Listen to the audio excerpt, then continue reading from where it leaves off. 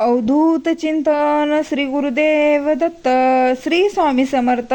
स्वामी सेवा या चॅनलमध्ये स्वागत आहे तुम्हा सर्वांचं. 25 जुलै आषाढी एकादशी येईपर्यंत दररोज स्वामींची ही सेवा सुरू करा. स्वामी तुमची इच्छा नक्की पूर्ण करतील. तर आजच्या ह्या व्हिडिओमध्ये कुठेही स्किप न करता शेवटपर्यंत बघा, कारण 25 जुलै शनिवार या दिवशी येणारी आषाढी एकादशी ही अत्यंत पवित्र आणि पुण्यदायी मानली जाते. अनेक भक्त या दिवसांची वर्षभर वाट पाहतात.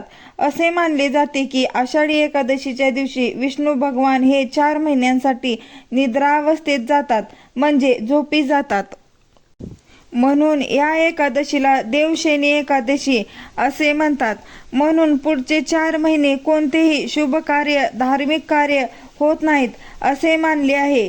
या काळात श्रद्धेने, भक्तीने केलेली सेवा मनाला शांती देते, सकारात्मकता वाढवते, घरातल्या अडचणी, कटकटी, पैशाची अडचण ही दूर होते.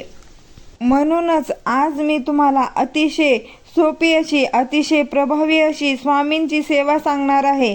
कोणतीही सेवा फक्त इच्छा पूर्ण करण्यासाठी नसते, तर श्रद्धा, संयम आणि भक्ती भावाने करायची असते. श्रद्धेने केलेली सेवा मनाला शांती देते आणि योग्य निर्णय घेण्याची शक्ती वाढवते.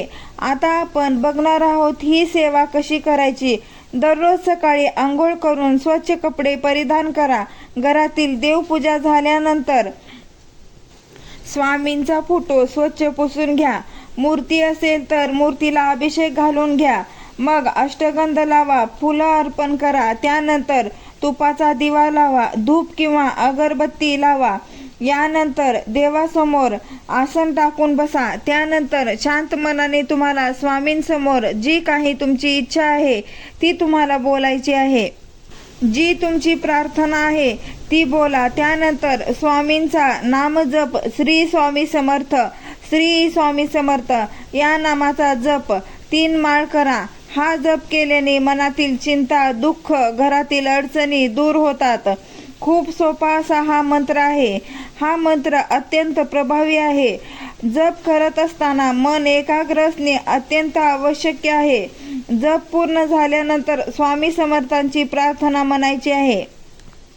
प्रार्थना म्हणजेच अक्कलकोट स्वामी स्तोत्र. त्यानंतर तारक मंत्र 1 वेळा म्हणायचा आहे.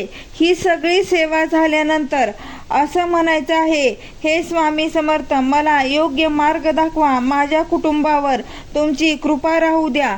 मला सद्बुद्धी, समाधान आणि योग्य कर्म करण्याची प्रेरणा द्या.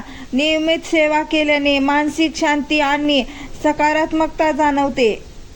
प्रत्येकाचा अनुभव वेगळा असतो, पण श्रद्धेने केलेली सेवा मनाला नक्कीच बळ देते.